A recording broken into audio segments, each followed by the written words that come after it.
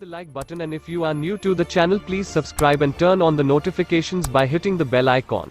Gaming smartphone पिछले कुछ वर्षों के दौरान स्मार्टफोन इंडस्ट्री में काफी पॉपुलर रहे हैं।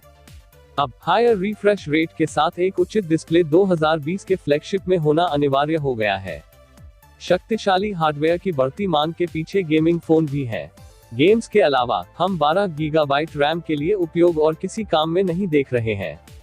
इस गेमिंग कैटेगरी में से एक आसूस अपनी ROG फोन श्रृंखला के साथ टॉपमोस्ट ब्रांड्स में आता है। अब कंपनी एक नए हैंडसेट का अनावरण करने के लिए तैयार हो रही है, जिसे ROG फोन 3 कहा जाएगा। आसूस ने प्रेस कॉन्फ्रेंस में ROG फोन 3 के बारे में पहला आधिकारिक बयान दिया, जिसमें यूनिटी के साथ साझेदारी का खुलासा हुआ। एक अननोन डिवाइस जिसका मॉडल कोड 1003D ने पिछले महीने गीक बेंच पर 8 गीगाबाइट रैम के साथ उपस्थिति दर्ज कराई। डिवाइस में एक मॉडल नंबर है जो ROG फोन श्रृंखला की बहुत विशेषता बताता है। अब 1003D मॉडल नंबर के साथ एक ही डिवाइस 12 गीगाबाइट रैम के साथ बेंचमार्क डेटाबेस में दिखाई दिया। आश्चर्य की बात नहीं है कि यह 8 गीगाबाइट रैम और 12 गीगाबाइट रैम में से कम 2 वेरिएंट के आगमन की पुष्टि करता है।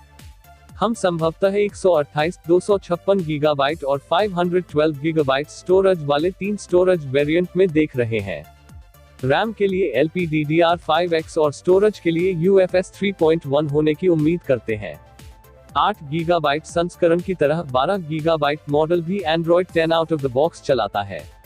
प्रोसेसिंग के मोर्चे पर हमारे पास Snapdragon 865 सिस्टम ऑन चिप है।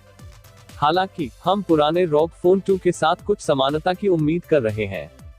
आसूस श्रृंखला के पारंपरिक डिजाइन के साथ आने की संभावना है, जो स्पष्ट रूप से गेमिंग हार्डवेयर के लिए एक भ्रम बनाते हैं।